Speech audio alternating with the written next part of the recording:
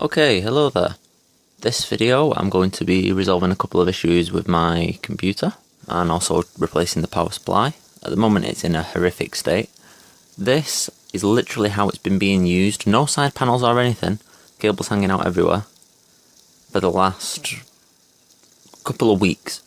It all started really because my power supply developed a fault. Not this one, this is from my guest PC. I've got two 3930K systems. This is from the other one, luckily I had it hanging around spare. I had a Corsair RAM 850, not the I version, in here. It started to develop sort of coil whine noise. It was also causing noise to come out of the audio outputs when under load of the CPU or the GPU. So that got sent back under RM8. I've now got an RM850i returned from them because they didn't have any RM850s. And that's to go back in here. I also need to sort a few problems and issues out with it, which have always been here because I never got round to doing them because of life and other commitments. These SATA cables firstly, the red ones, I want to change out to black ones, then they're not sticking out at you. I obviously want to sort out the cable management quite a lot. I need to sort out PCI cards and give it a dust. Also SSD, because at the moment this here is my main operating system drive that's down this side. This is a Samsung 500 gig 850 Evo, and that's my OS drive. There's another SSD mounted behind the motherboard. I'll turn the case around in a moment. That was my old OS drive. It's a 256 gig OCZ Octane. It works fine, but I just fancied a larger drive, and that was on offer on Amazon at the time when I purchased it. I just cloned it over and then plugged it in. One downside to this case, this is a fractional design Define R4, is that you have to put the SSDs on the back of the motherboard tray. That's where the mounts are for them. And you have to screw through from this side. Obviously I can't do that because the motherboard's in, so I'm going to have to remove the motherboard. This is going to be basically a complete rebuild.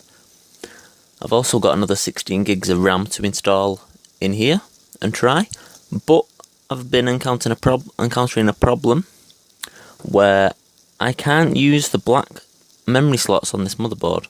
It takes quad channel memory and these two sets of 4 slots. When I put memory in the black slots, the ones with the black clips, as opposed to the grey ones which I'm currently using, the machine won't post. It'll just reboot, loop over and over. No idea why. That's something I've got to look into. Perhaps it's the CPU, perhaps it's the motherboard. I'm not sure. I've never had more than 16 gigs in it, which is currently in it now. But I do have an Asus P9 something or other X79 board and another 3930K which I can switch and change to try that out. And that's basically what I'm up to. I'm going to quickly turn this around and show you how horrible the cable management is on the back before I start to tear it down. Okay, so this is the back of the system. You can see here, first thing that sticks out is my OCZ Octane SSD that's still even got the SATA cable hanging here for it. I just unplugged it and forgot about it. Here's my other SSD that's just kind of hanging around. This hard drive here isn't even plugged in. I don't know why I've been unplugged the power cable to it.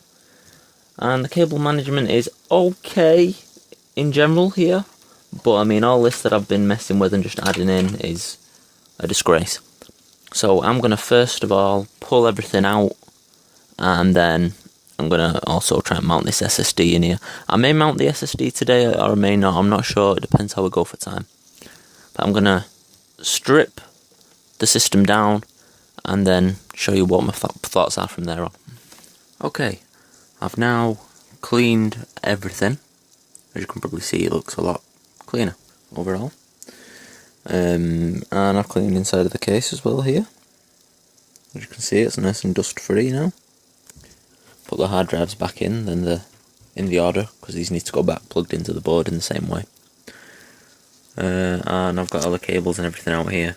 Now what I've also done is resolved the problem with the motherboard, with the memory not working in it. As you can see now, it's got every slot is filled. We've got Corsair and AVXO memory in here, there's the Core Series white 16GB quad channel kit in here, which is 4x4GB, and Corsair Vengeance, I think this is. Can't actually see any of the stickers on it because they're all buried, but I'm pretty sure that's Vengeance. It's all 1600 MHz. To get them all to work together, I had to change the AVXer memory from the grey slots into the black ones. I did it one at a time, rebooting, power off, change the memory, turn it back on for each stick. I started from this stick onwards. Then once I got those moved over and working in those slots, I installed the Corsair memory, starting from here, going that way, one at a time, powering on each time. And it's now working. There's 32GB detected. I should have really shown you on the screen before restarting it and shutting it down again, but I forgot about that. I just kind of got carried away with it. I spent quite a while messing around with it. I've also cleaned the cooler out, as you can see. It's nice and shiny clean everywhere, including all the heat sinks on the board and the PCI sockets and everything else. The graphics card I actually didn't really need to clean. This I've not really cleaned at all. I'm just going to tickle it with the brush around here where you can see the bits of dust just in the edges of the fan. It's keeping itself quite clean, because I've got that technology where the fans spin in reverse for a little while and keeps the dust out of the card. I've got dust on my fingers though. But yeah, so the cooler's really effective, so I'm liking that. So it does a really good job of keeping it clear. These fans were extremely dirty. These ones were kind of dirty and dusty. I've cleaned them all anyway. I've got some more black SATA cables to go in. All them red ones are disappearing. So I'm going to start building now, and I'll document the process as I'm putting it together. Okay, so this is the sort of continuation and final part of this video. It's not actually been filmed and put together in the way I originally intended, but that's more due to time issues, and obviously I can't have this system down for too long because I need to do work and things on it. So it's now back in one piece and it's operating. I did plug it in and try it. It's reconfigured, but there's a few changes been made, and I've got a few parts left over as well. I didn't actually put in the PCI cards back into the system. I've got some sound cards and things which I used to have in these PCI slots here, but I've not put them back in for now because I don't currently need them, because I'm using a second system for my audio work. It's not the 100% best cleanest, but it's close enough. It'll do for me, and I don't sit here and look at it all day anyway at the insides. We've got the Noctua fan removed on the cooler, the front one, because of the height of the memory. Because of the heatsinks on the Corsair Vengeance being so tall, I literally can't put this 140mm Noctua fan on. If I just try and put this in to show you, it'll go to there, and we'd have so much overhang that the case door wouldn't even shut. It only goes about 2/3 of the way over the heatsink.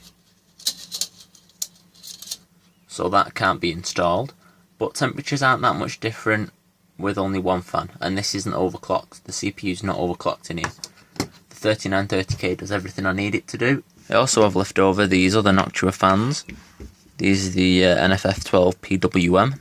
These used to be on my radiator when I had a water cooler some time ago, and I don't really need them. I've took them out of the top. Well, actually, before I rebuilt the system, one was in the top and one was in the bottom. The new power supply is slightly longer, the RMI, as opposed to the RM, so there's no longer room to have it in the bottom there. As you can see, the cables stick in the way. And there's two 140mm fractal fans in the front there, and a 140mm fractal exhaust at the back there. The 140mm on the CPU cooler, and that's about it. Temperatures are pretty good on the system.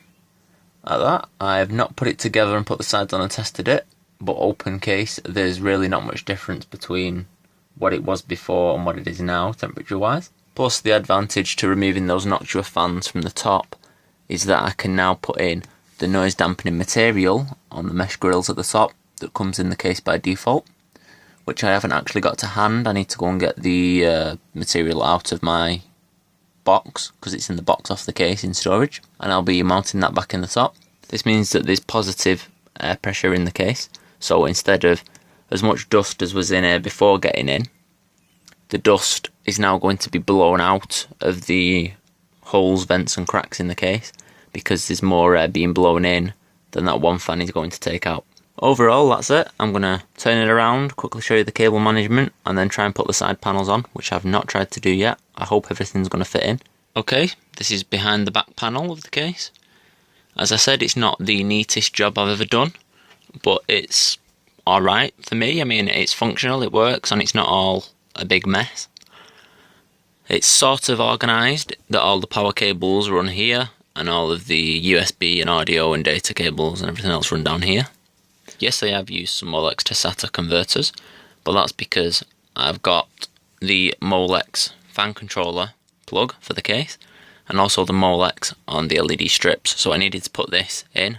So I figured I may as well make use of these connectors as opposed to putting another SATA loom in and having even more cable mess. As you can see, they're all black SATA cables now as well on these drives, including the SSDs and the DVD drives up the top there.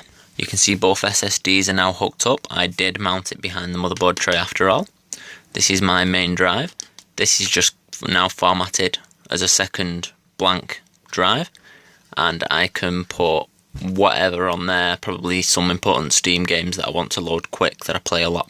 Things that benefit from SSD speed. Then I've got my selection of mechanical drives down there. And that's pretty much it really. I'm going to try and put the side panel on now and see how we do. Okay, the back panel is now on. That really didn't take much force at all. It needed a bit of gentle persuasion towards the bottom where the big 24 pin comes out from behind the tray. But just pushing down on it and sliding the panel on worked quite well. Now I wonder if it's going to be that easy to do the other side. Okay, here's a quick look before the side panel goes on. That's just the back panel on. You shouldn't be able to see these because the window only goes up to about here, so it should look all nice and neat when the window's on. Okay, the side panel's on, it literally just went straight on. Now you may have some people commenting about the window on the case and how it's got a couple of scratches and things on it. Yep, I know that. That's from where I last wiped it. The one issue I have with this case is wiping the Perspex window leaves so many marks and scratches and scuffs that I just really don't want to do it anymore. I may look to replace that with a piece of glass in the future, but for now it does. Now let's plug in the power and see this thing turned on and lit up, I guess. Okay, so the system's plugged in. Let's now turn it on. I've turned most of the lighting out. So as you can see, pretty much all of the mess to the right hand side of the case is hidden. We can see these power cables for the graphics card, but you can't do a lot about them unfortunately. I would like if the power cables went off that way really. Just going to turn this off before it starts up. But yeah, there you go. The system's back in one piece, and I hope you enjoyed this bit of a blog type video. Please leave a like if you enjoyed the video, and subscribe for more random tech videos just like this one. Thanks for watching.